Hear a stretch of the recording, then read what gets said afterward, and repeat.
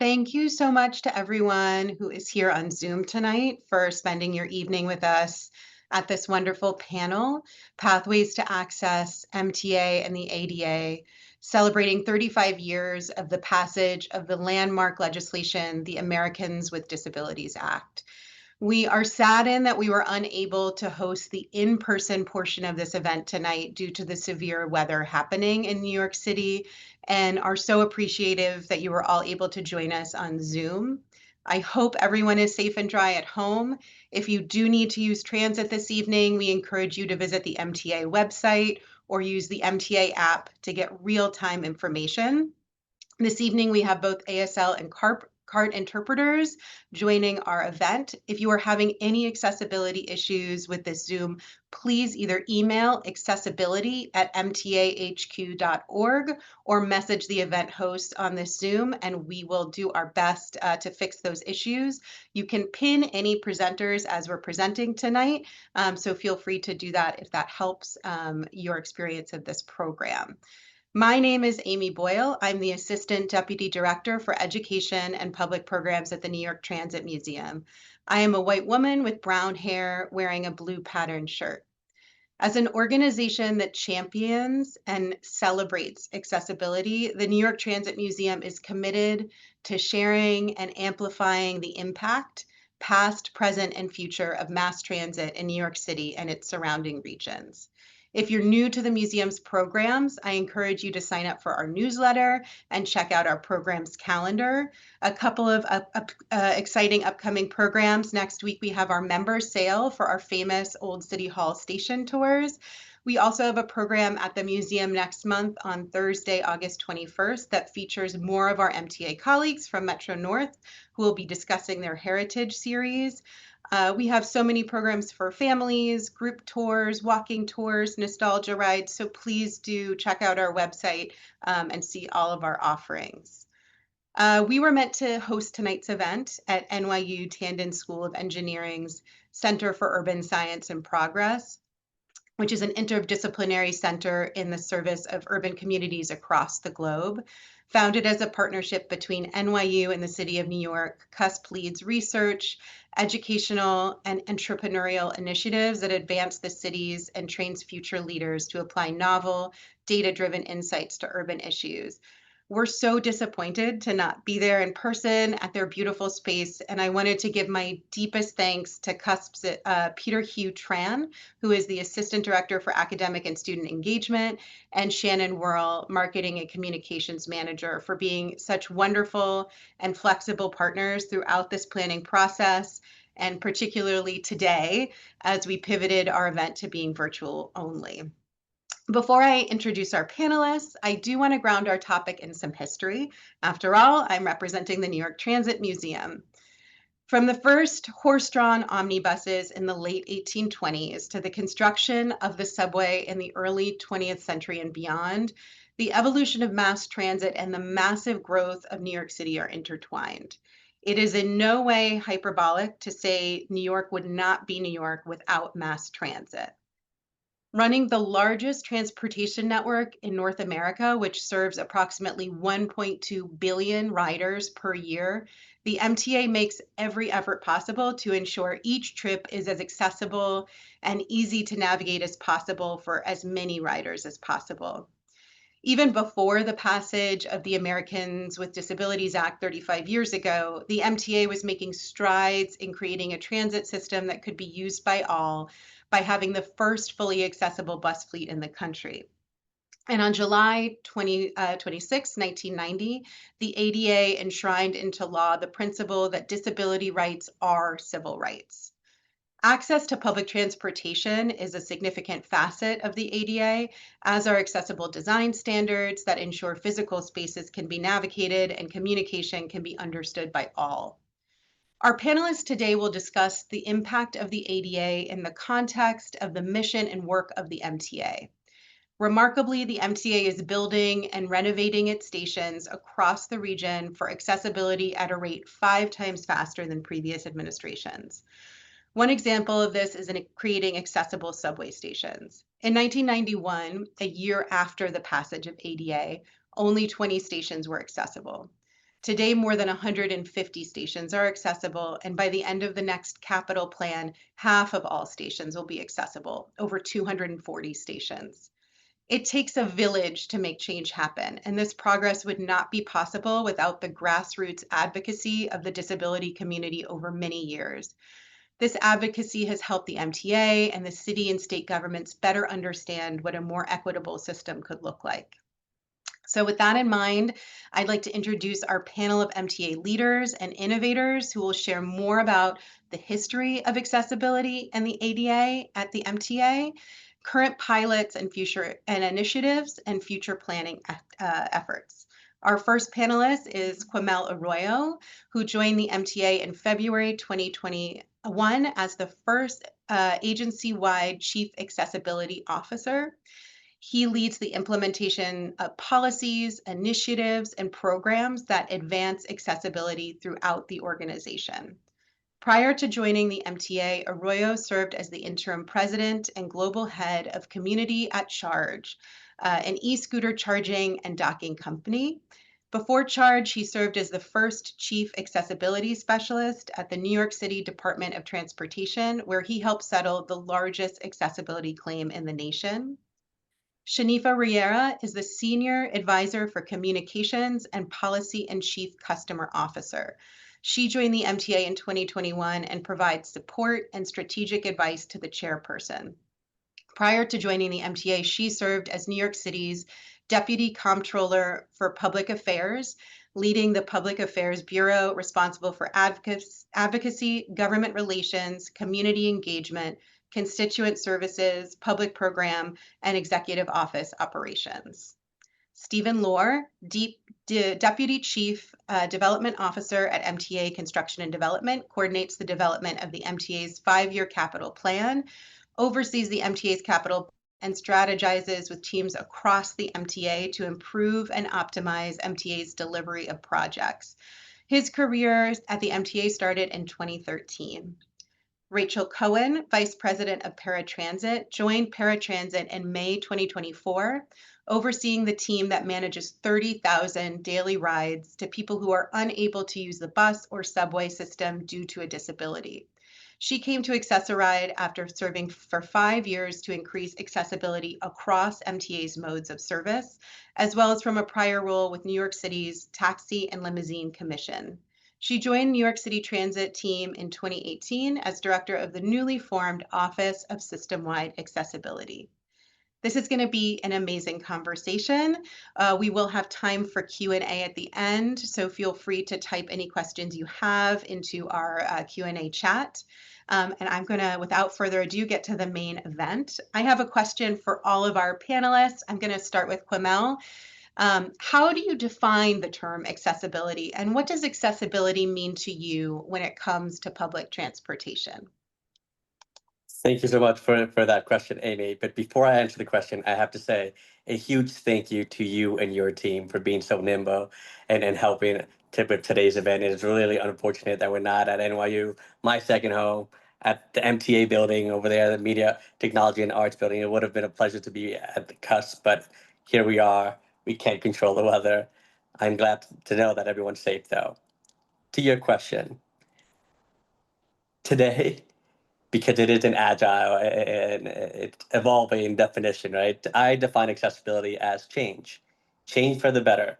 Today, we know better, so we do better. And that is exactly what I would hope from everyone in power, in government, with great with great power comes great responsibility, and it's our responsibility to do better as we learn from the needs of our customers, what people want to see happen. And today I'll answer that my definition of accessibility is change for the better.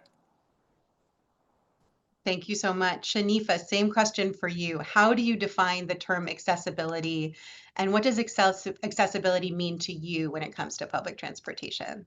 Hi, Amy, and thank you again for your warm introduction and everyone who was able to join us tonight remotely. Accessibility to me means ensuring that everyone, regardless of physical ability, age, sensory or cognitive differences, and of course, language proficiency, can use the system safely, independently, and most importantly, with dignity. And that includes physical access, access to information, which are, my team is at the critical part of playing, affordability and geographic access. Accessibility in public transportation really is grounded in equity, and that's just not compliant with the laws, but it is about recognizing transportation as a basic right. A truly accessible system empowers people to participate fully in society, and that means whether going to work, going to school, accessing healthcare, or just simply connecting with others. Thanks so much, Shanifah. Same question for you, Stephen. How do you define the term accessibility, and what does accessibility mean to you when it comes to public transportation? Sure. Just kick off, I want to also say thank you, Amy, for welcoming all of us and for adjusting, and good to be here with all of you guys. And Stephen Loehr, a white man, blonde hair, I guess rose-colored shirt you call this. So Shanifah said it very well. When I first think of accessibility, the thing that comes to mind for me is something everyone can take advantage of. Transit's great in that way, right? All physical abilities, all ages, all income levels, I think is really key. We, talk about that transit as like a great equalizer that you can, travel 2 blocks, or you can travel from Far Rockaway to Inwood, all for, $2.90, which is pretty amazing. But for, to add a little bit of personal flavor, what interested me in transit so much is sort of its role as, as a connector, connecting people to jobs, to their friends, to family members, to shopping, to all the great things. And especially in New York, there's so many things to connect to, right? So I think, to really take advantage of the abundance of things and people that we want to connect to in New York, I think of accessibility really being ensuring that all people can have access to all of those great things. I think we do, we try to do our best to make sure that we do that every day. Thanks so much, Stephen. And Rachel, finally for you, in your how do you define the term accessibility, and what does accessibility mean to you when it comes to public transportation? Sure. So thank you, Amy. Thank you all to our audience members for taking the time to join us tonight. It's great to be with you all, even if virtually. I don't want to repeat what's been said by my esteemed colleagues, but maybe just to drill down on a couple of the points. So at New York City Transit, right, we're in the business of providing safe and reliable service. That's our mission. That's what we strive to do every day, whether it's on our subways, our buses, or the Paratransit program that I oversee.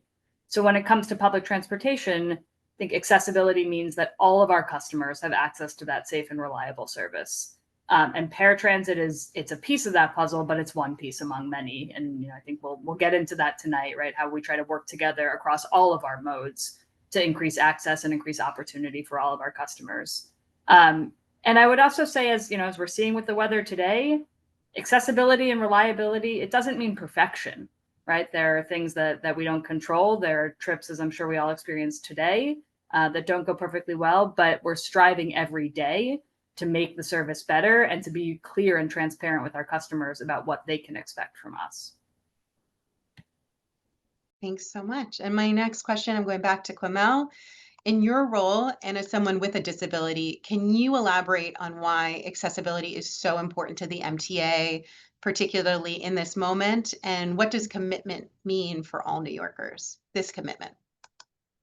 Thank you, Amy. I'll start again. So Quemuel Arroyo Q, dark brownish skin, short black curly hair with black glasses, wearing a brown shirt for those who are joining who are not sighted and can't see me. I would say that this commitment is so important to this administration at the MTA. Because we admit the fact that there is something wrong with our transit system. There were people left behind when the transit system was designed. And this is the first administration at the MTA to acknowledge that, to say we not only hear the advocates, but we agree with them. They are right. There is something wrong with the transit system that we have here in New York.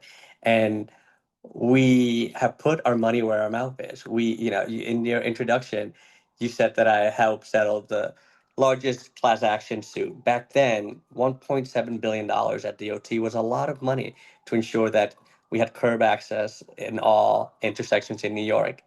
That's nothing compared to the 30 billion that we settled this lawsuit at the MTA. Landmark investment, the largest investment in the history of the United States for accessibility, because we know that there is a lot to do in New York. New Yorkers with disabilities aren't just going to the doctors. They're not just going to school. They're going to work. They're visiting friends and family. And we want to give independence to every single New Yorker, tourist and family. And that's why this is so important. And so what it means to everyday New Yorker and those 65 million tourists that came last year, it means independence. It means that will have to say on how they travel, when they travel. It gives them agency to move around the state and enjoy all that New York has to offer. And that's why this is so important to me and what I think it'll mean to everyone who lives here and comes through New York. Thanks so much. And my next question is for Shanifah. In your tenure in your role, can you share a few key advancements and changes that have happened to make communication more effective and accessible for customers? Sure. Shanifah here again. Description wise, I am a African American woman with glasses, black glasses, thicker frames than pews, for context.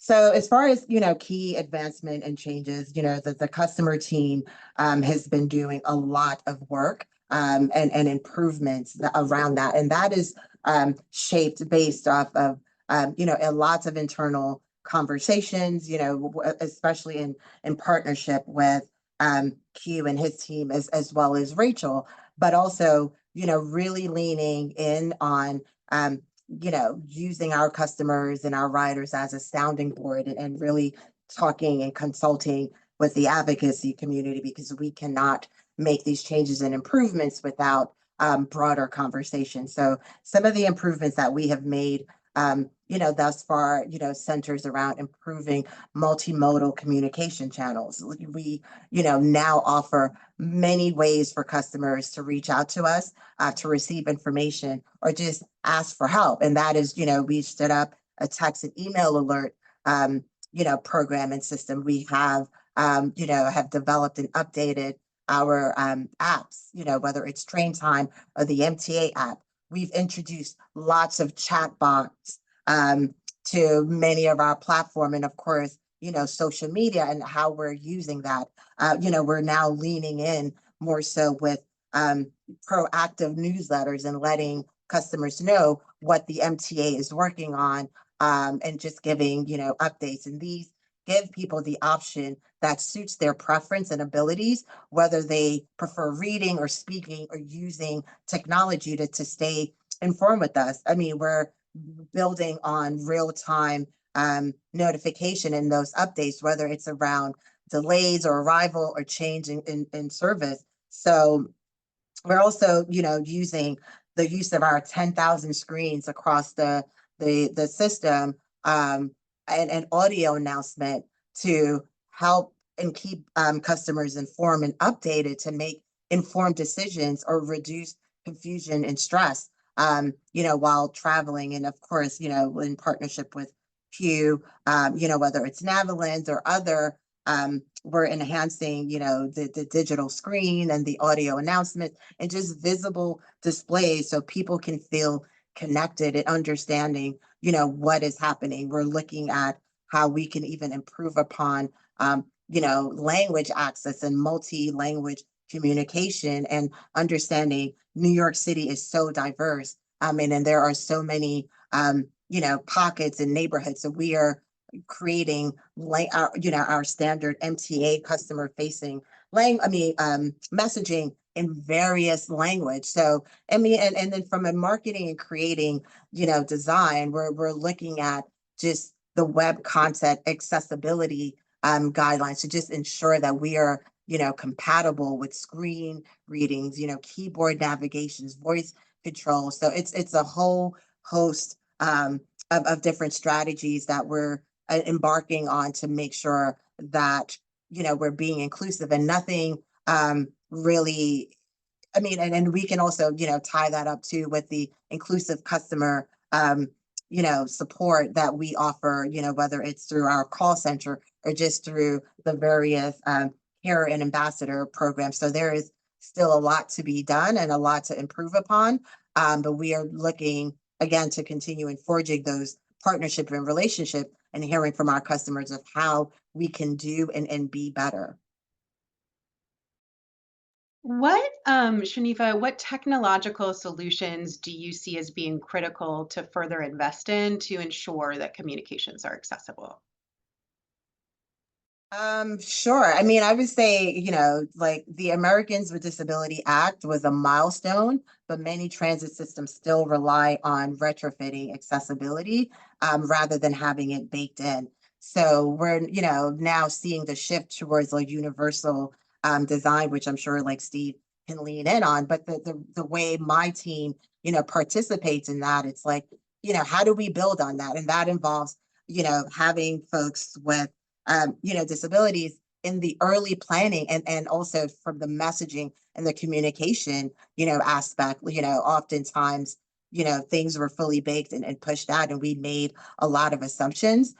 So again, like just having, lots of communication and partnerships and having everyone be part of that planning process, especially for customer comm. Another piece that is exciting, is with the retirement of Metro cards unlocks lots of opportunities for seamless, equitable, fair, and an accessible system. Tap and go payment and fare capping, and integrated multimodal, reduces, just the complexity. It improves equity, especially for people with limited income and cognitive disability. It offers, low income and disability specific fare program automatically, and gone are the days of like these complex paperwork, but there is still so much work to do. And again, like we continuously strive and have ongoing conversations on real-time information and making sure we take the guessing out of what is going on in the system, whether it relates to service, whether it relates to, working elevators, whether it centers on wayfinding or having, all customers of all abilities being able to navigate the system.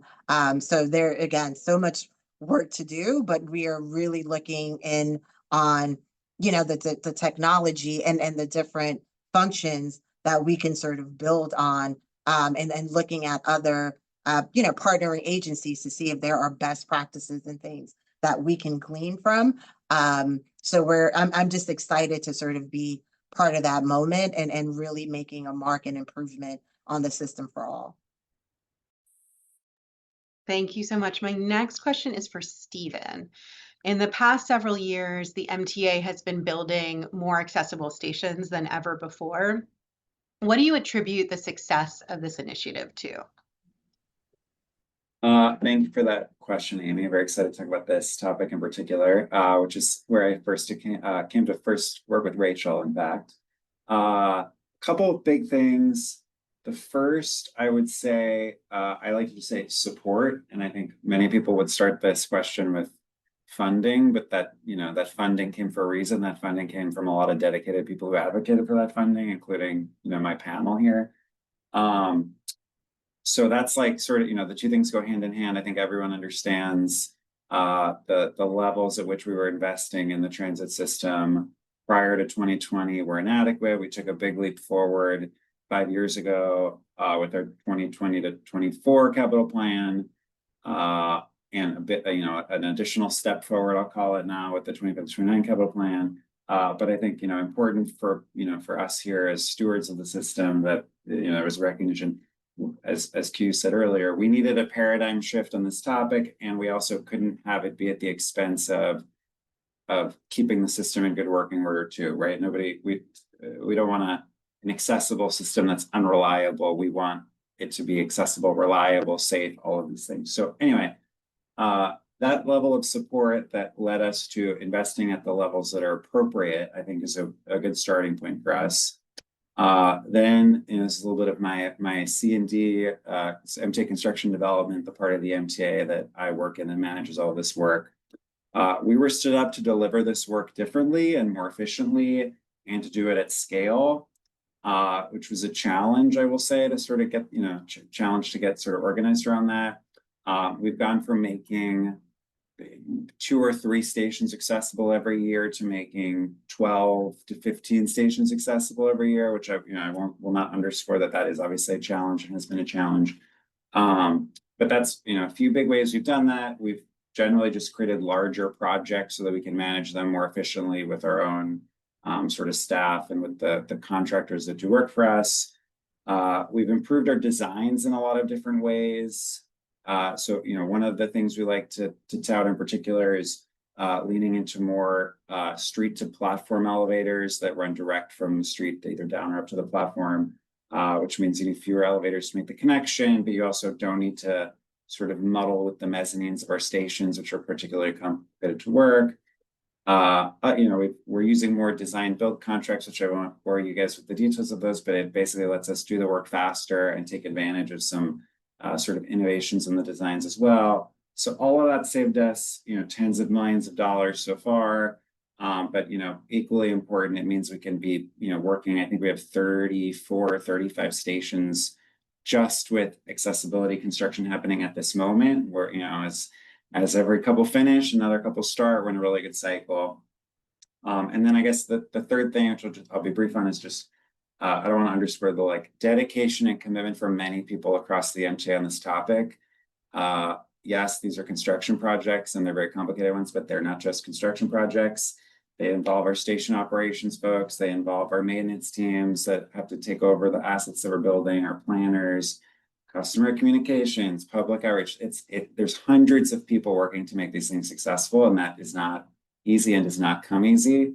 And I recognize that they're successful. I think we still have ways to go. We're not satisfied with the pace or with the ease of the work so far, but we're definitely making strides every year in delivering this stuff more efficiently, which I'm very proud of. As a follow-up to that, I'm wondering if you can talk about some of the biggest challenges you faced, which the general customer base might not be aware of in retrofitting stations to make them accessible. Sure. So a couple themes, I guess. One is at a high level, it's sort of the complexity of the work, and that I would describe. It's not just we're installing an elevator or we're building a ramp, for example. We're rebuilding the platforms. We're usually replacing all the staircases. If you're familiar, everyone's familiar with the layouts of some of these stations. You often have to create new space to house some kind of new equipment. So that often means reconfiguring our fare control areas, moving around turnstiles. And then probably the most interesting to me to have learned as we've gotten into this is these are not just physical infrastructure projects, they're technology projects, right? We're doing fire alarm work, we're putting in communication systems, there's video feeds. That in and of itself is a level of complexity that is hard for us, and to do that at scale is definitely challenging. There's the complexity of sort of the environment we're working in beyond just the scope of the work. So I mentioned redesigning mezzanines to fit in space. In New York City, it's not, I think everybody's aware. So a lot going on. So there's different utilities in the way under the street, water mains, gas pipes, Con Ed, Verizon. It's a struggle to even understand what was built underground 100 years ago. So we have to fit, sort of futz with that as we get through construction. And then, as everybody knows, we do all this while still running the system 24/7, which is a challenge that we take in stride. But it would be so great to, be able to say, here's 6 months to go work on this, but no, we're working on it in little bits and, little windows of time when there's fewer riders on the system, and trying to do it around the commitment to provide service for people. So definitely hard. And then, I mentioned earlier the challenges of just scaling this up, which has been what we've worked through the last 5 years. I want to reiterate that point. There's a whole village of infrastructure that supports all this work. So we have elevator manufacturers, contractors that are familiar with this, our own teams, trying to think of a good, it's like we were cooking dinner for one person every night for a long time, and then suddenly you're cooking for the whole block, or you're cooking for an apartment building, and realizing my kitchen's not nearly big enough. We don't have enough pots and pans, and like quickly trying to figure all that out, which we've done, but and I think we've learned good lessons to pivot to for the future. But that perhaps is our biggest challenge of all, is like we know the kind of work, it's doing it at a scale we've never done before. And doing that quickly, like pivoting very quickly to that. So speaking of that scale, the newest capital plan has just passed, which includes making 60 plus new stations accessible. So how will this capital plan achieve this goal quickly and efficiently? Yeah, great question. And I guess good segue on my part unintentionally. So yeah, some of that is we have, learned these lessons of scaling up, and I think we've built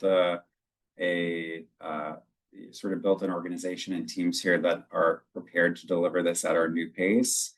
One thing we're doing that I'm particularly excited about and deeply involved in is just actually coordinating this work as part of the overall investment in the system, which helps us in a lot of ways. It helps us minimize disruption to our customers when we're actually performing construction, but it helps us get the work done faster because we have so many different things going on in the system at once that in practice wind up sort of jostling with one another for access to the tracks, access to a certain station, all of the construction resources that we have to do work that is a limited pool of people that flag trains to keep workers safe, that sort of thing. So it winds up being a jumbled mess of different things that we're trying to do at once, all competing with one another, and setting out this current 5-year plan that we're embarking on, knowing everything that we're wanting to do in it and having sort of learned the lessons of the last 5 years and what that takes. We're designing it in a much more coordinated way and sort of integrating accessibility investments is one part of a puzzle that we're actually trying to execute as a puzzle that we've planned before we're executing it instead of the way we worked before, which I'm excited about.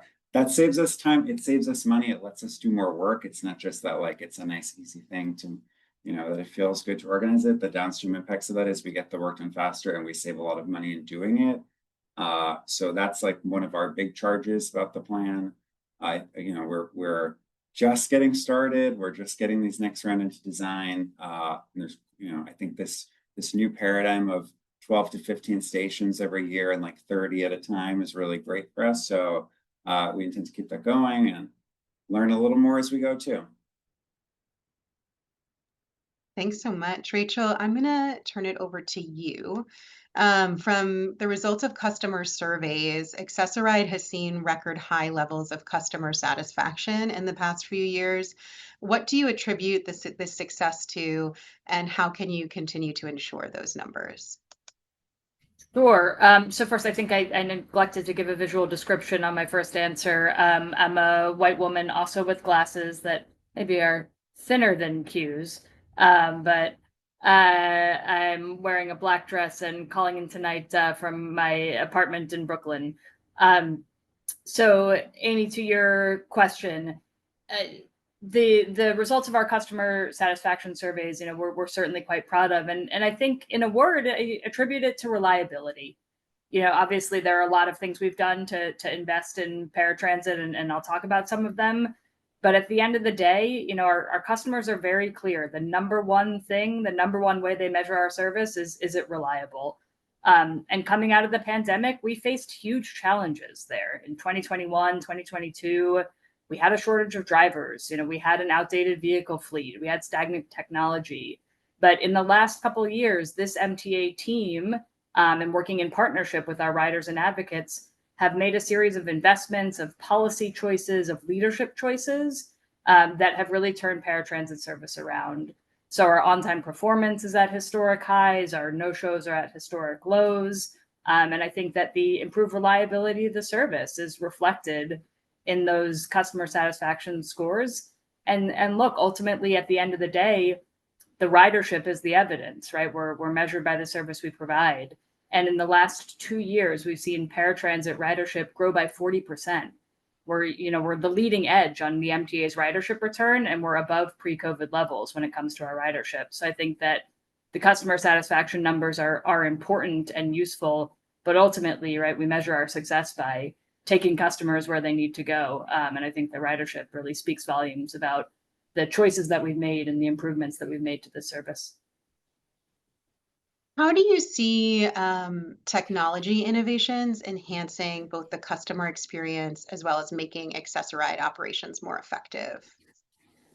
That's a great question, and we've made great strides on service reliability in recent years, but that's just part of the story. So we've done a lot of technology projects, but I think the best example is My AAR. So that's our app that customers can use through the web on any computer or through mobile, and it's really become the sort of one-stop shop for all your paratransit needs. So it can be used for booking a paratransit trip, for tracking your trip, finding your vehicle on the day of service, for giving us feedback about a trip. And over the last couple of years, we've invested a lot of time and effort into improving the user experience with the app, making it easy to navigate, including for those who use screen readers and other accessibility features within their smartphones. And we've seen great strides. So we went from a few hundred people were using it to now more than 20%, almost 25% of paratransit trips are booked using the app. And that's great for the customer, right? It's fast, it's easy, it creates a level of autonomy and independence and control, right, that everybody wants in their transit experience. But it's also great for the customers that don't use the app, for those who prefer to call or for whatever reason, right, don't have access to the app, because it means that our call center agents can be more available to support them, and to deal with the more complicated issues that may come up periodically on the day of service. So deploying the app is really, an example of an improvement that helps the customer who uses it, but also helps the operation, right, which has that like real win-win effect. Thanks so much, Rachel. Quemuel, my next question is for you. We've been talking a lot about our sort of the current initiatives at the MTA, the future plans, and I'm wondering if we can go back a little bit in history. Can you tell us what New York and the MTA was like prior to the ADA or even the sort of current administration of the MTA? And what are some of the biggest impacts or changes that you've seen when it's come to transit accessibility? Thanks, Amy. I have to say, all the change that we've seen for accessibility here has really started with one very keen voice, and that's been our advocates. It were our advocates and folks like Judy Heumann who chained themselves to inaccessible buses here in New York in the early 80s that made New York City Transit have the first fully accessible bus fleet in the United States. We're very proud of that. At the same token, the first elevator was installed the year that I was born. The 36 years ago that we start thinking, oh wait, there are folks who cannot go downstairs, and we haven't been providing our service to them.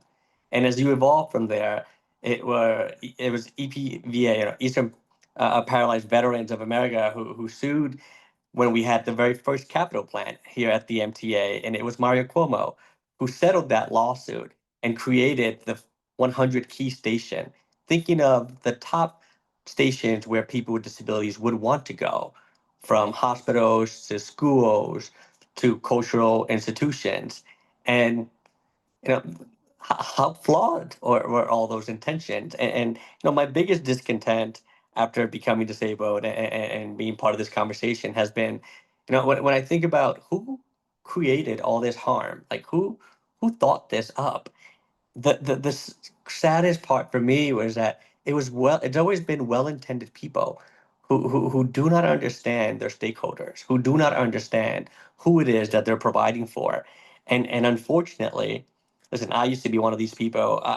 Most people out here see the world as they experience it, not as it is built, meaning that most engineers, architects are seeing the ecosystem as they experience it via their abilities. And that means that most professionals are blinded. They're blinded by their abilities, and they don't understand that that's not a representation of the world in reality. And most institutions, universities are creating professionals, well-intended professionals, who have yet to understand that the world is not as they experience it. So yeah, we've seen a lot of progress, but it's taken a long time for the MTA to realize that people with disabilities don't just want to go to a hospital. And Rachel can tell you, paratransit customers are going everywhere, and at all hours of the day. And I see that best reflected in the shift that we have in the disability community, where back in the day, people used to say nothing about us without us. And today we say nothing without us, period. Because I'm not just here for the conversation about disability. I care about nightlife. I care about sailing. I care about restaurants just as much as I care about going to my doctors, going to work, going to school. So we really learn to amplify our table, to widen the seats, to add more to the table. And my team hears me say this all the time. I know that my table is not complete unless there's tension, because you need tension at the table. That's how you know that you're still working towards progress and that you're on the right track. Thank you so much. Such excellent points. I know you spoke a little bit about this, but do you have any other mentors or advocates that have really inspired you to make the MTA accessible for all? Um, Mentors, I became disabled when I was 18, downhill mountain biking, which was the same injury, and I can say this publicly because he says it all the time, as Victor Calisi. And it was Victor who I met while I was still in rehab at Rusk. The child life therapist brought me out to meet the ADA coordinator at Parks. This is circa 2007. And I went up to the Museo de Arroyo and I met Victor. And Victor was my first mentor, continues to be a trusted ally, friend and mentor that I like to bounce ideas with. But you know, my mentors are those advocates who come and yell at us every month. They're the ones who keep us honest. They're the ones who bring that tension that I say lets me know that we've got the right people in the room, because they're going to tell us exactly what we're missing. They're going to tell us, is Steve investing in the right things, or is there something else that people want? And they'll keep us pushing the envelope to creating a more equitable MTA. So back to the future. Your team has been heavily involved in pilot programs, from new technology to the accessible use of buses and subways with new fare gates and stroller areas on buses, which I am deeply appreciative as a mother of a young child. What other pilots do you see for the MTA in the near future? I I want to double down on technology. I think Shanifah answered it perfectly earlier, but I am one of those folks who does believe that technology has the power to close the gaps of inequality in our society. And as we see more apps being developed, more people with disabilities developing tools themselves and being part of those UX designers that are creating new applications for us. We're seeing new means for delivering access. Shanifah spoke to it earlier, but Navalens was a pilot that we brought out as a tool for low vision and blind people. Of the tens of thousands of hits that we see, it's almost 2 to 1 sighted people using Navalens, not the low vision and blind people for whom we intended this tool for, but sighted folks who want easy access to information, who want better access to wayfinding, navigation, and folks who don't speak English. That's the definition of accessibility. Giving people the tools to be successful, no matter how they show up. And I think technology is going to help us be a lot more accessible than we could have fathomed. Convo has provided us with over 250 conversations between a customer who doesn't speak, who uses American Sign Language to talk, and our employees. Those are 250 conversations that were not happening 2 months ago. I'm very excited to what the future will bring via technology. And also, in the lawsuit, we were a little conservative, and we said that we're making the remaining 95% of inaccessible stations accessible within 30 years. Jano and I always intended to go to 100, and it's technology that's going to get us there. It is innovation and engineering and design that is going to allow us to go high, as we are about to go on Smith Street, 9th Street, the highest station in the continent and in the Western Hemisphere. We are going to see innovations in design that will allow us to hit those complex stations that are technically infeasible today. They're going to become feasible in 10, 20, 30 years. As a follow-up to that question, for any and all panelists that want to answer, how do you find inspiration for new pilots and initiatives that deal with accessibility? Do you look to other systems nationally, internationally? Anyone who wants to answer, feel free to unmute. This is Rachel. I'm happy to chime in. So I think, you know, we look to our customers, right? So we've mentioned Navalens a few times tonight, and it's a great project. I was happy to be part of when I worked on Q's team. But the challenge that Q just described around language access, it applies in the paratransit space too, right? We've really grown our program, what we call our broker service, working with taxi and for-hire vehicles, which has been great for service reliability and just being able to serve customers quickly and efficiently. But you're talking about a pool of drivers, right, that come from all over the world, many of whom are not don't speak English as their first language, and also a pool of customers who speak, you know, a whole slew of different languages, and many of whom are blind or low vision or deaf or hard of hearing.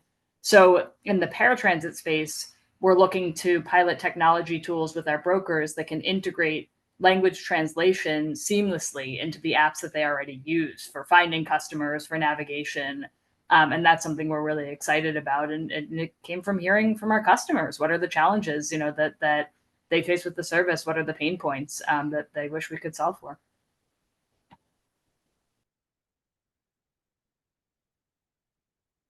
Even Shanifah, any follow-ups to that where you find inspiration?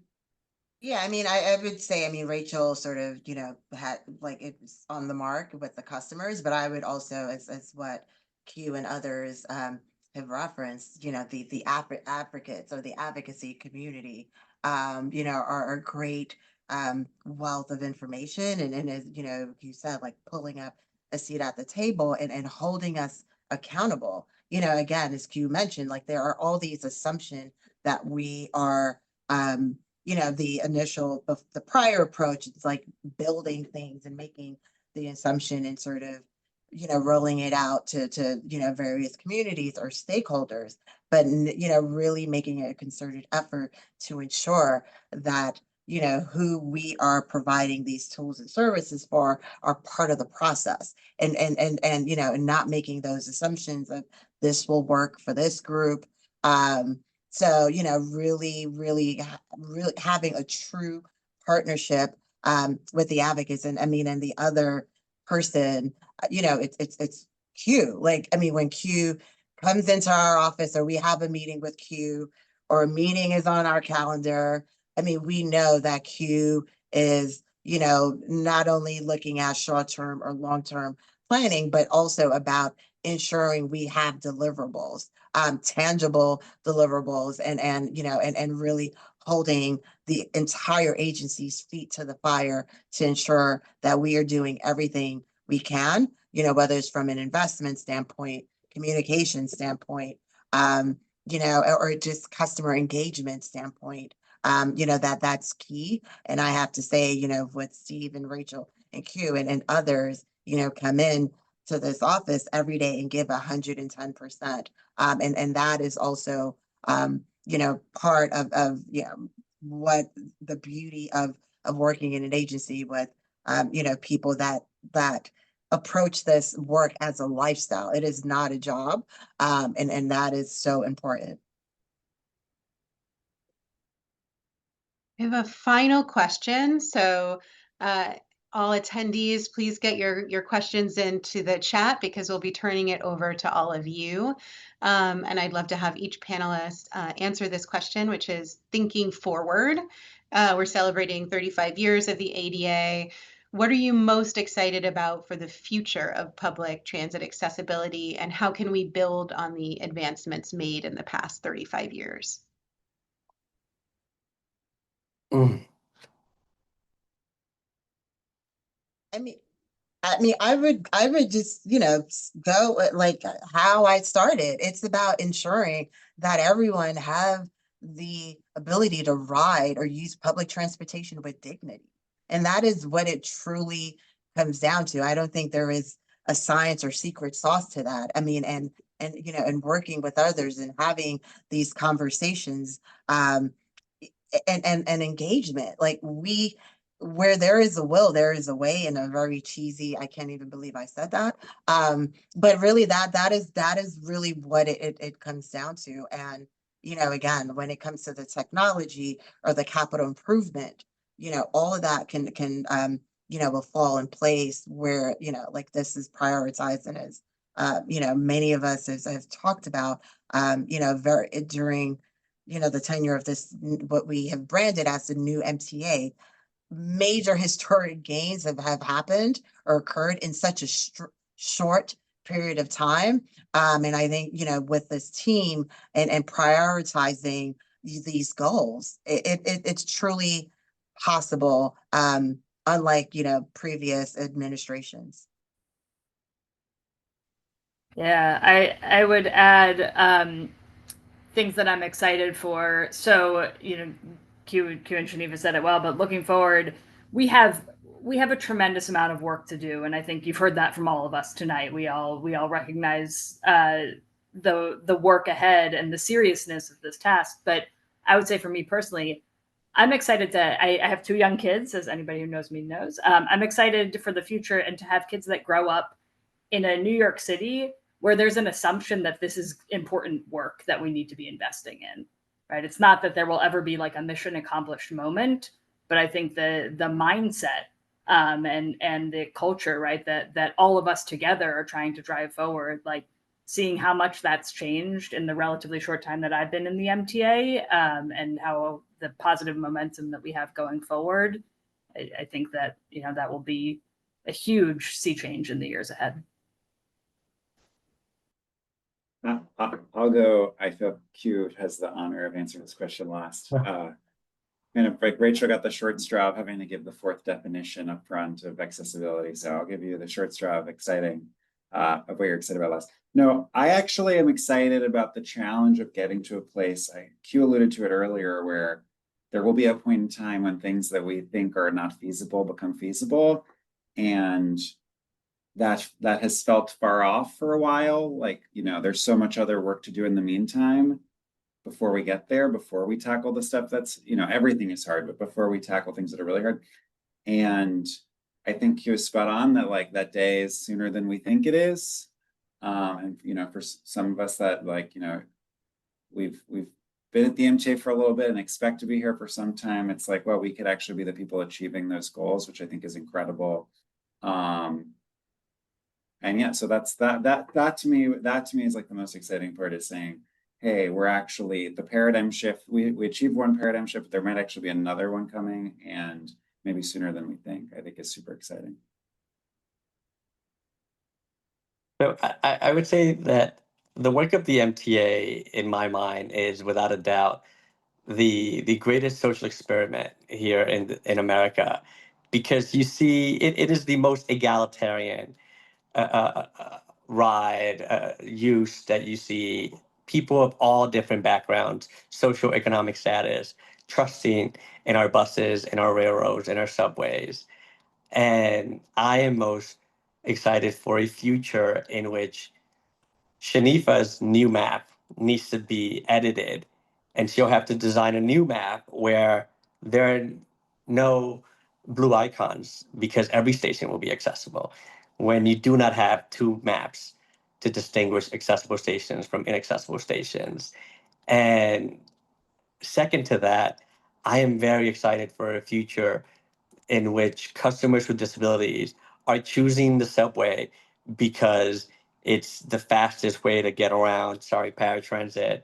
As a paratransit customer, I still prefer the subway, and the entertainment is gratuitous, so why not? So yeah, it is one in which customers will equally trust a railroad ride, a paratransit ride, a subway ride, and a bus ride. It'll just be a question of what gets me there the fastest. Accessibility won't be something that they contemplate. What a perfect way to end this portion of the panel. Thank you all so much. I'm going to turn it over to our wonderful colleague, Charlie Cohen, who's in the MTA Accessibility Office, who has been monitoring the Q&A from our attendees and has some questions from the wonderful folks joining us tonight. Thank you, everybody, and good evening. As Amy said, my name is Charlie Cohen. I'm a Senior Accessibility Officer on Q's team. Visual description of myself: I am a white male with black brownish hair, clear glasses, a desperate need to shave this 5 o'clock shadow, and wearing a blue shirt. We've gotten so many great questions here in the chat this evening. We definitely have a couple minutes to answer some. Going to make sure every one of our panelists gets a question. For any questions that were not answered this evening, please contact our team at MTA at accessibility at mtahq.org. That is accessibility at mtahq.org. But with that, we will jump right into some questions. And so our first question is diving in a little further into the NaviLens pilot that has been mentioned a couple times this evening. A question came in from Richard asking, I'm blind and have a hard time knowing which trains are coming into the stations.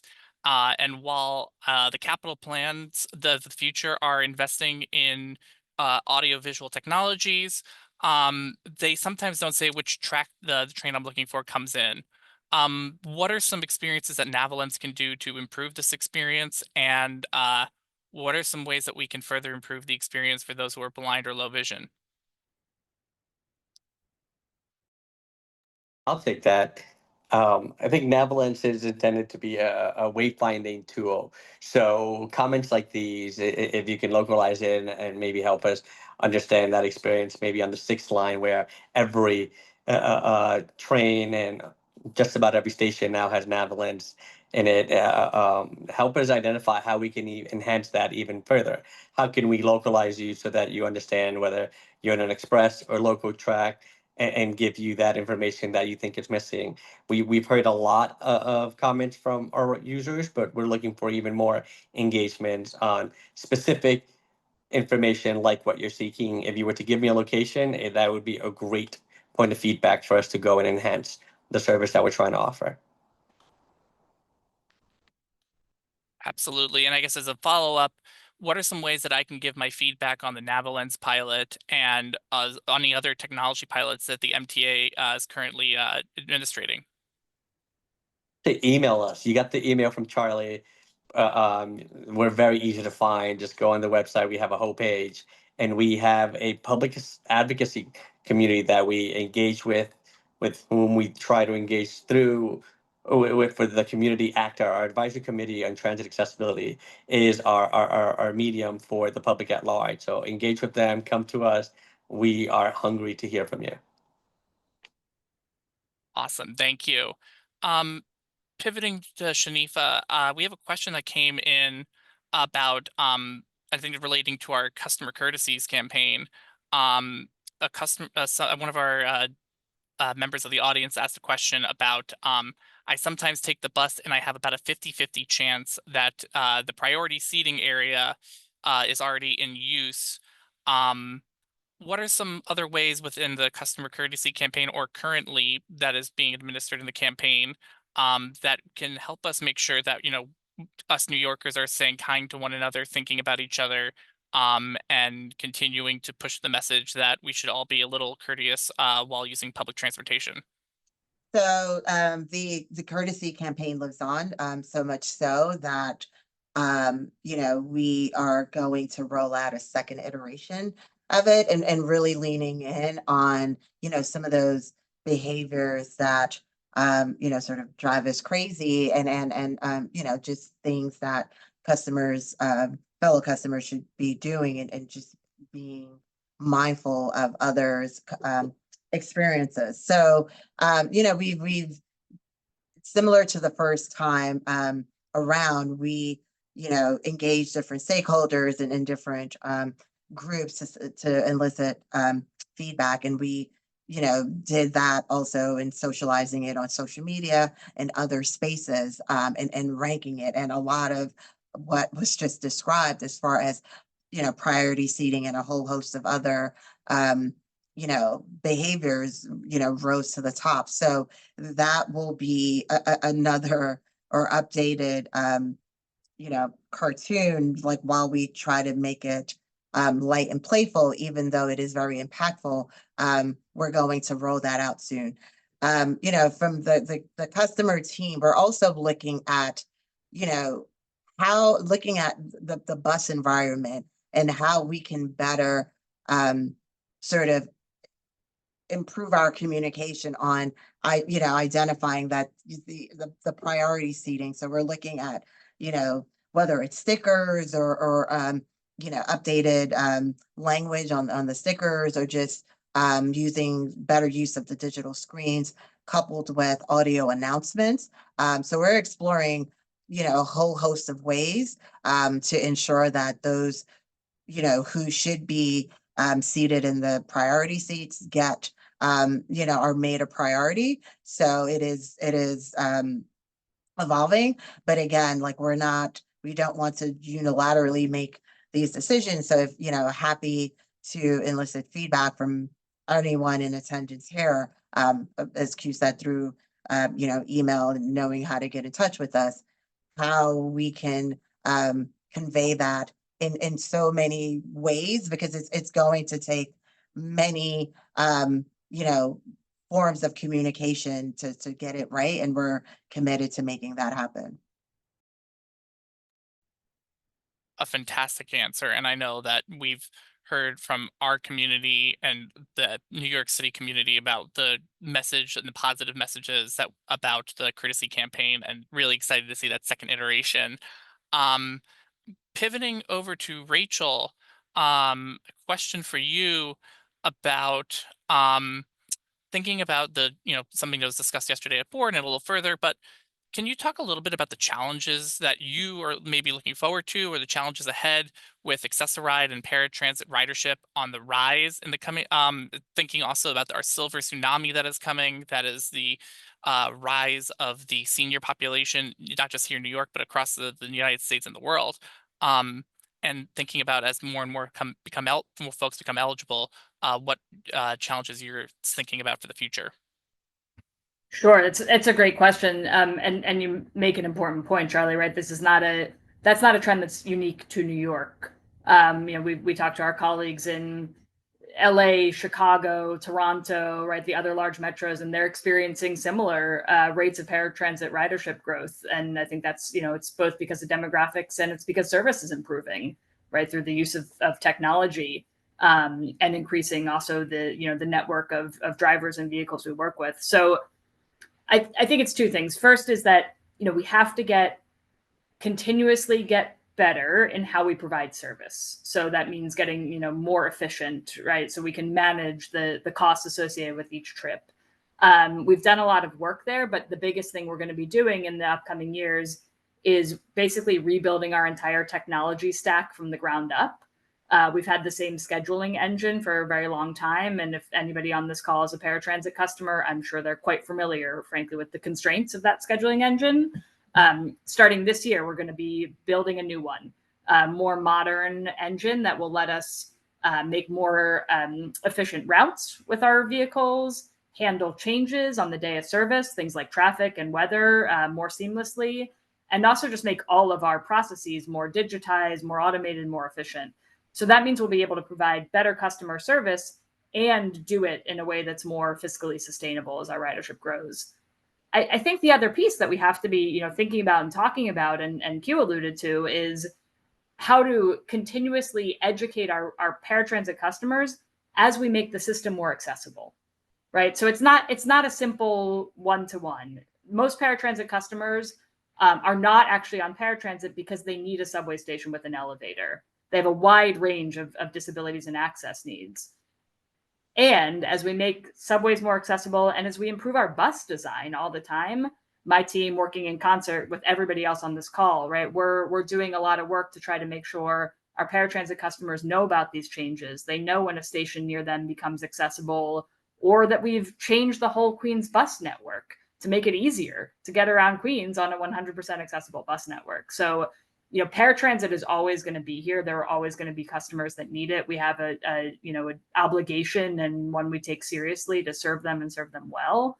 But I think we also have to be connecting people to their options. And in the way that Q put it, like making clear when there may be an option that's better and that's accessible to somebody and that they might not have known about before, or that may not have been accessible to them before.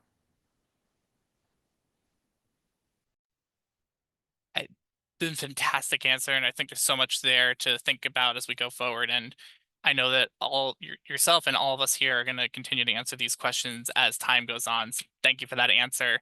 I have a question for Steve and Q. The historic lawsuit settlement to make 95% of New York City subway stations accessible by 2055 is historic. I'm sure that everyone here on this Zoom would love to meet that goal maybe a little earlier. Do you think that that could be possible? Do you envision any roadblocks coming up along the way? And how can we ensure that we are meeting our goals, not just in 2055, but the ones set prior? Do you want to start? I think I know your answer. Go I ahead. definitely think we're gonna hit it faster. Not only because we had really brilliant minds work on this, but specifically people like Tim Mulligan, who made the very tough decision of front loading the most expensive, the hardest stations today, where you have Jano, Jamie, people like Steven and myself around who are not going to take the easy road. So that we are showing the future MTA leadership that hard things are capable of getting done if you want to get them done. So we're tackling the hardest up now. But for the first time in history, we're not at it alone. We have ZFA, zoning for accessibility, which was a brilliant change to the building code in New York, where now the development community is compelled to come to us and offer a space, that easement to build extra stairs, escalators, elevators when they don't exist at no expense if they want to be cheap, or do it for us if they want a bonus for their building. That's like candy to the development community. They're incentivized to help the MTA out. So I absolutely think that we're going to get there faster because of those two reasons right there. I don't know, Steven, you could add. Yeah, I don't disagree. I certainly hope we do. I think we have the pieces in place to do that. I think that, just to respond to the part of the question about the roadblocks, it's not roadblocks, but there's really one ingredient we need to keep doing this, which, for anybody who doesn't know, every 5 years we have this cycle of funding, and we're 2 cycles into it. We've been funded at what we would say are appropriate levels to keep the system running reliably and to hit our accessibility goals. So, provided we have the right leadership in place, up in Albany, I think we are certainly in a good place to exceed that goal. And then, Q raised a good challenge earlier, which is there's exceeding the goal in terms of getting there sooner, and then there's exceeding the goal in terms of 95%. I think they're both things that we strive to not just meet, but to blow by. So we take the challenge from Q, certainly. Seriously, I'll say that. Oh, don't we plenty to do tomorrow, plenty to do for the rest of the year, plenty to do for the next 30. So absolutely. We have a couple more minutes for a couple more questions, and just to reiterate that, if there are any questions that we did not answer tonight, we hope that you email us and we can distribute it to any member of our panel here at accessibility@mtahq.org. But I have a question for Q about hopefully that pushing back on maybe something that we can help reframe our audience's understanding and some education on. It seems that there are a lot of stations that have been made accessible in higher socioeconomic areas or areas with large amounts of tourism. A little bit more clarification on maybe our station selection process, and how we're ensuring that accessibility is spread throughout this New York City and the region. Yeah, thank you. And it'll take me back to my, this social experiment. The truth is that previous administrations did focus in downtown Brooklyn and midtown Manhattan because that was then is to some extent the central business district. That's not the case anymore. We're seeing that midtown is as popular as downtown, and that we've seen the development in Queens, all over Brooklyn, and the South Bronx. And this administration at the MTA is definitely spreading the love. And I say that having just gone to meetings with every borough to talk to their elected officials and the constituent communities about where did they want us to go next. Not only did we have those meetings at every borough, but we also, for the first time in the history of the MTA, created an online tool to help us hear from customers who weren't able to come to those meetings. And we heard over 2,000 notifications of interest, of locations. And in addition to that, we have a statutory or state mandated matrix of how we select stations today. Now that wasn't there 20 years ago, but today's selection process is very equitable. It is very transparent, and we do not do it on our own.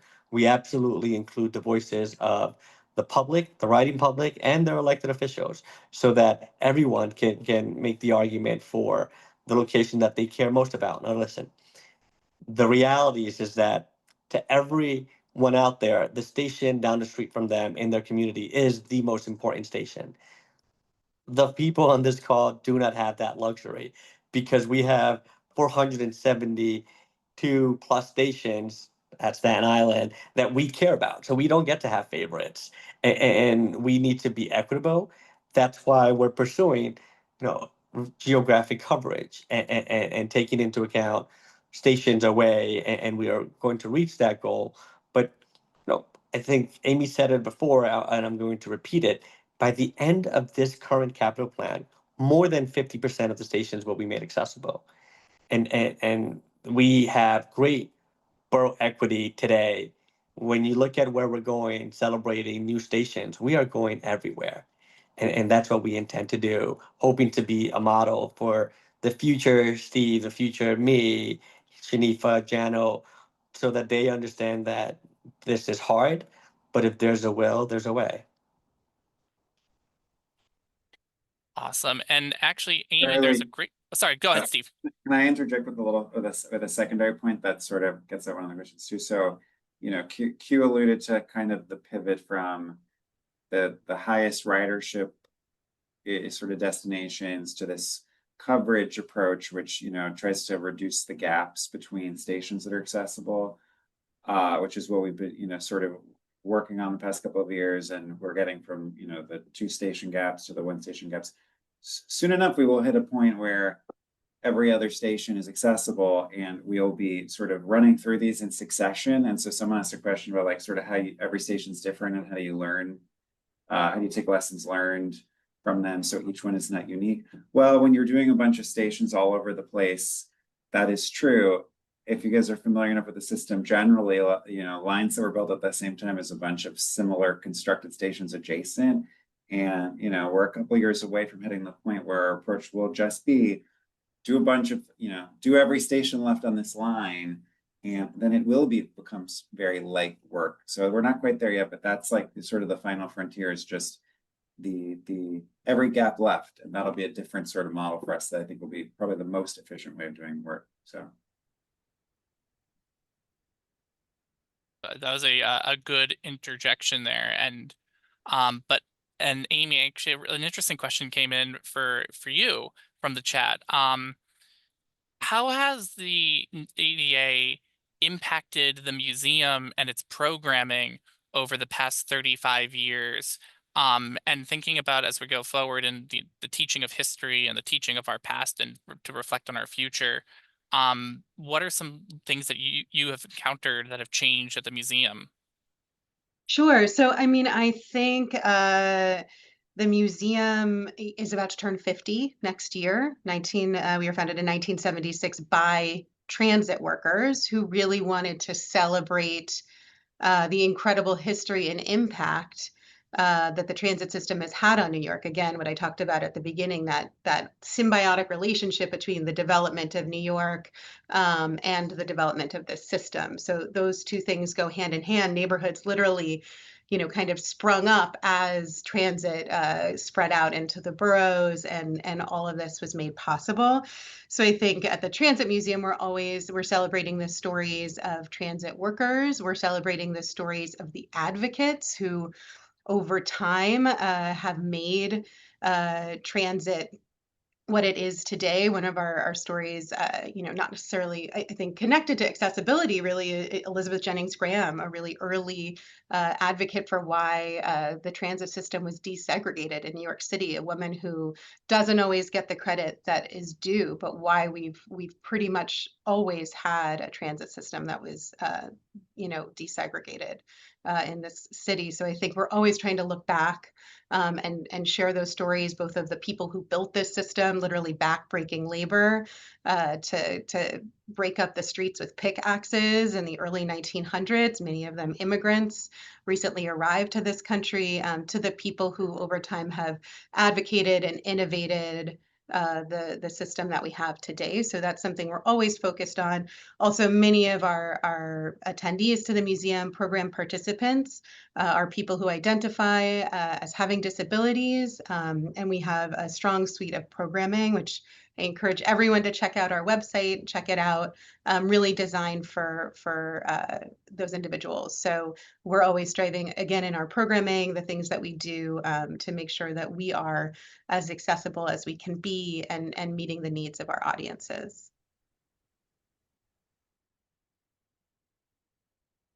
Thank you so Charlie, I much. don't know if we have a final question from our attendees before we wrap up for the evening. Yeah, there's just been so many great questions that have been coming through in the Q&A, and it's really exciting to always engage with an audience and, getting to have the panel of a diversity of thought. So I think this is a good time for our wrap-up question.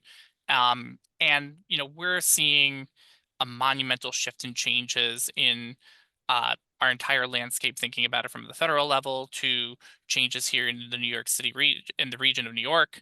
How can we encourage and ensure that all of us here at the MTA continue to advance the policies and prioritizations that we've discussed here tonight? And maybe what is a central theme that we can take away to, as we wrap up Disability Pride Month, know that, August 1st isn't just another day that we are continuing to celebrate. And so it's kind of a two-part question there, but open to the floor.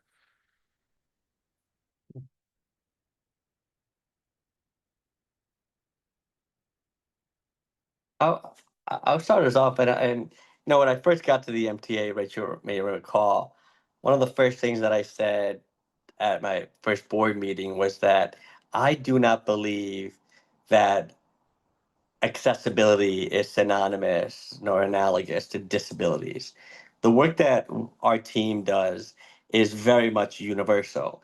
And that's why I've expanded our stakeholders to include parents and caregivers and strollers, the 65 million tourists who came through New York City last year, none of whom could have gone through our turnstile with their luggage. That is an accessibility problem. Accessibility is universal, and I need everyone to care about this, to be an ally, and for the disability community to be okay with that, because that's only going to help our cause. Expanding that voice, that need, will justify even greater investments from Stephen and his team when they understand that we're not advocating for just the 1 million New Yorkers with disabilities.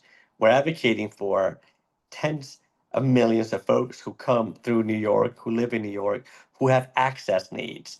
And I need folks to care about accessibility, if for no other reason, because I want them to be selfish. I want folks to be selfish of their future selves, who, if they age and they're lucky, they will engage, they will live for a very long time and have a diminished gait. Their walk won't be the same, their sight won't be the same, their hearing won't be the same. These are all accessibility concerns, and that is what my team provides. It's universal access. It's accessibility so that everybody can have autonomy and decision making and age with grace as they move through enjoying all that the state has to offer.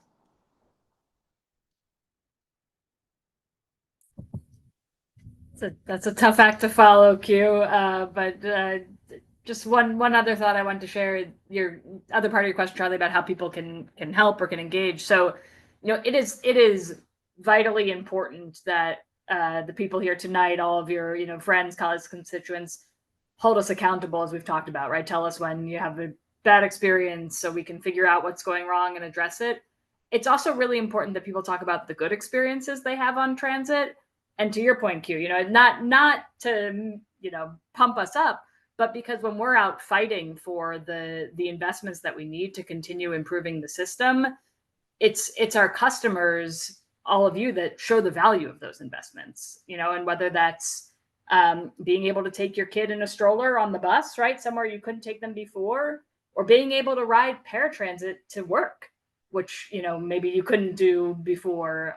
It's all connected, right? So I think that it's our collective job, and it's so important that our riders, that our advocates, that all of your voices are helping us demonstrate that these investments are valuable, that they do yield returns, and that it doesn't stop, right? That we have to keep going, like you said, Charlie, right? It's not just Disability Pride Month, it's not just the 35th anniversary year. But this is work that we have to sustain and kind of keep reinvesting in. And I would add, to sort of build on what Rachel said, like, we are doing our part to sort of occupy that space and proactively using our screens or using our text and email alert and newsletters to push out this critical information and these amazing updates and all the things that we're doing, whether it's a change in policy, whether it's a new elevator or a whole host of elevators come online, whether it is a system improvement, enhancement, proactively letting our customers stay in the know. The other ways that we are improving that communication loop is, like, we have starkly improved and updated how our customers can reach out to us. I mean, and it's so funny. When I first started working for the MTA about 3 years ago, I had a friend, one of my close friends, who was tweeting at the MTA because of some service disruption issue, and she, was annoyed. And I literally called her, like, "What are you doing?" She's like, "I have no idea how to get in touch with the MTA." So, we have changed that, dramatically. In every single subway car, we have a dedicated spot, where it's the digital or static space where customers, if you see something, if something requires attention or repair, or some sort of service, this is how you get in touch with us. And we are meeting people where they are, whether you want to call us, text us, really truly making it accessible, as well as having people sign up for text and email alert. Again, taking the guessing on what is happening in the system at any given moment. You can sign up, for these tools and learn or get, incoming of what the status of your service is at any given time. And if there are disruptions, we will let you know. So, those are things that, like, we are building upon and really trying to improve. And it goes back to what Q and Rachel said. It comes down to engagement. Another piece that we have put in place, it's a lot of programmatic customer engagement. Like, every 2 weeks, we are, doing lots of engagement, and Rachel is the champion and part of the transit talk where we are standing up these opportunities to go into the system, with executives and many of the people that are in charge of the day-to-day operation, providing our customers the opportunity for FaceTime and one-on-one feedback. And we're doing that, across the railroads and just in other forms. So, if there are locations that any of the viewers would like us to visit, like we're trying to work our way around the system as well as the region, reach out to us. We want to hear from you. And that's why it's the customer count surveys are so critical, as well as the pulse surveys, because believe it or not, these are the feedback is what shapes how we do our jobs better and provide the service that you all need and require of us.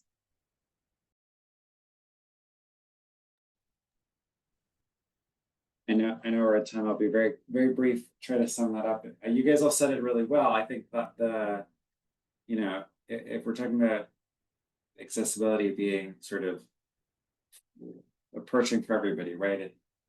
You have to consider the perspectives and experiences of everybody, and the people on this panel are dedicated to that and to do, their careers are about that.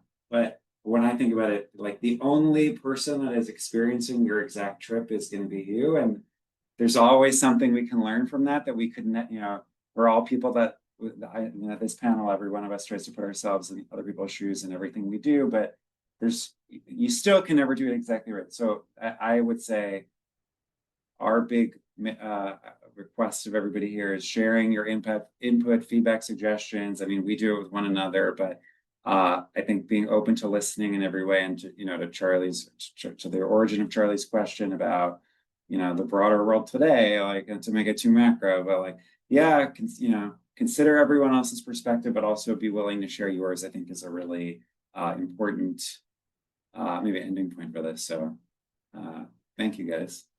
Wow, Stephen, you just set that up beautifully for me to summarize. And thank you all for sharing your perspectives, your just wealth of experience and knowledge, and really just about the absolutely incredible, very challenging work that you all do on a day-to-day basis to strive to make this system more accessible, more equitable, more user-friendly for all of us New Yorkers. So just so deeply appreciative of all of you spending your evenings with us.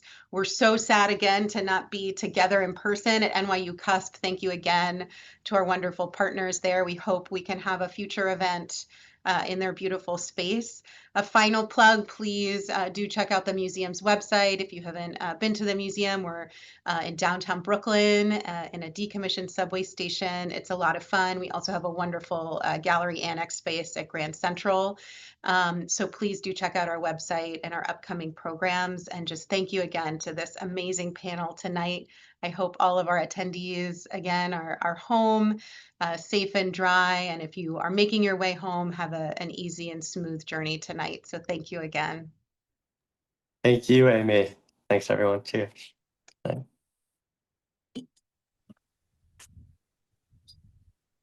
Thanks, everyone. Have a good night.